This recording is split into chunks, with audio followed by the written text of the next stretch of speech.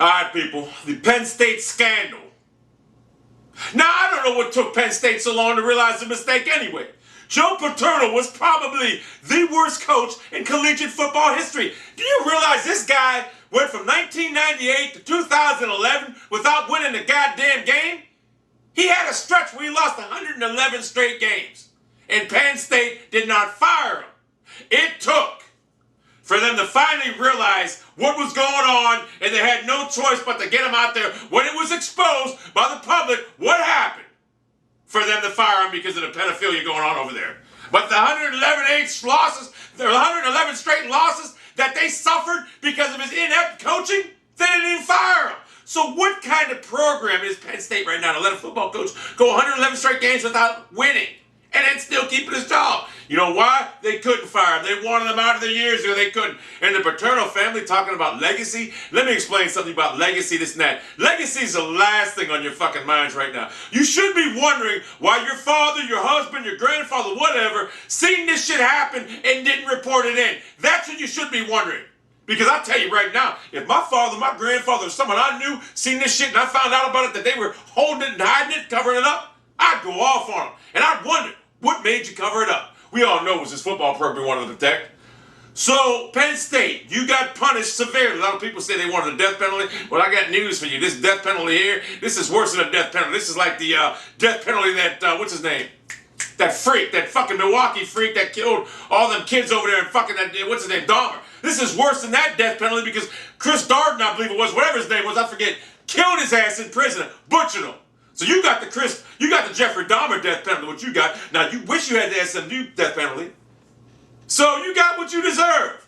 You got your statue taken down. Thank God for crying out loud. You made a statue of some guy. The last time I checked, this guy couldn't even make it to the restroom at fucking Wisconsin Stadium, whatever the hell stadium was, years ago. He was going through the goddamn second quarter, running across the field to go take a dump. So you got a statue of this guy sitting there like this? Come on, man.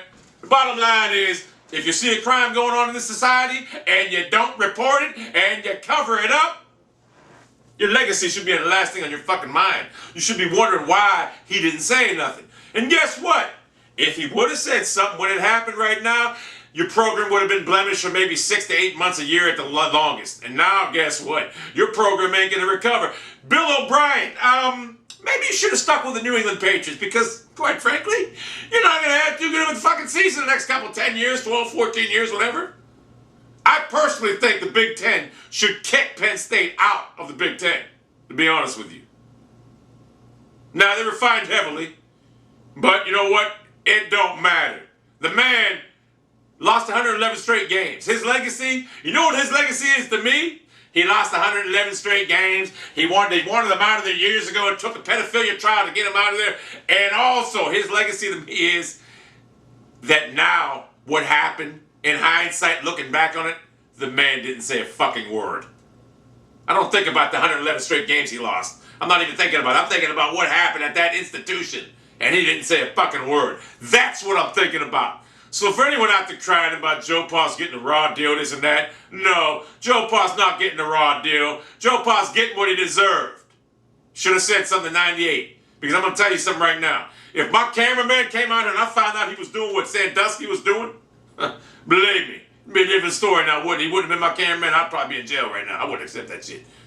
You let little kids, children, whatever, come to your institution and you knew about what was going on. But your football program, your institution of learning of footballology was more important than them children. And now, consequently, looking back in hindsight, you should have said something, because if you did, 6 months a year, maybe 2 years at the most, it would have been all forgotten about. You know what they would have said right now in 2012? What happened in 98 with that? They wouldn't even mention it. They wouldn't even have cared, because you know what would have been over with. But now, no one will ever forget about the Penn State scandal. And you got no one to thank but Joe Paterno for allowing this to go on, because you know what? Like I said, it should have never fucking happened as long as it did. Quite frankly, I think Penn State got off rock easy. I think they should have got maybe a 20-year ban. I think they should be fined $400 million. That's what I think. But then again, I'm not in the NCAA right now, NC2A.